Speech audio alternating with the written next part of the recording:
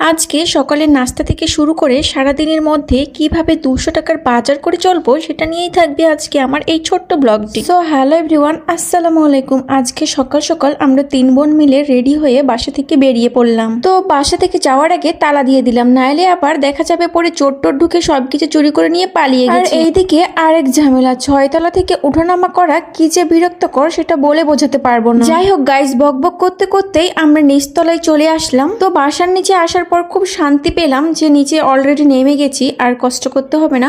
আর আজকে ওয়েদারটাও বেশ সুন্দর ছিল, আর আমার কাছে ওয়েদার ভালো থাকলে মনটা অটোমেটিকলি ভালো হয়ে যায়। এইদিকে আমার এক পিচ্চি বোন, সে তো মহা খুশি, কারণ সে আজকে বাজারে যাচ্ছে আর ইচ্ছা মতো সবকিছুই নিতে পারবে। তো গাইজ, আজকে কি আমরা সকালের নাস্তা থেকে শুরু করে সারাদিনের বাজার করতে পারবো, তাও আবার 200 টাকার মধ্যে? তোমাদের কি মনে হয় অবশ্যই কমেন্ট বক্সে বলে যাবা, কিন্তু আমার কাছে তো মনে হচ্ছে এটা কখনোই পসিবল হবে না। যাই হোক গাইজ, আগে ট্রাই তো করে দেখি কি হয়, তাই না? তো আমরা এদিক 3 বোন গল্প করতে করতেই চলে আসলাম প্রায় মেইন রোডে। আর এখানে আজকে আশেপাশের দোকানগুলোও নাই, মনে হচ্ছে একটু লেট করেই চলে এসেছি। আর এইদিকে সকাল সকালে অনেক দোকানে বসে, আর মেইন বাজার হচ্ছে আরো সামনের দিকে, তো আমরা সেদিকে হেঁটে হেঁটে যাচ্ছিলাম।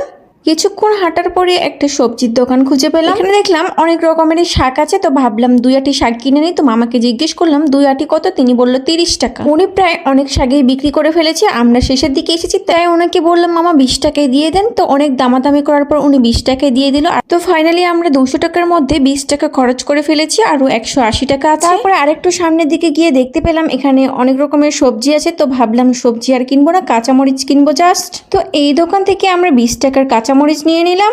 তো এখন আমাদের কাছে আরো প্রায় 160 টাকা আছে। তো আমরা সকালের নাস্তা করার জন্য এখানে চলে এসেছিলাম। তারপরে ভাবলাম হালকা কিছু নাস্তা করি, দেন আমরা বললাম 3 জনের জন্য 3টা পরোটা আর ডাল কিনে নিই।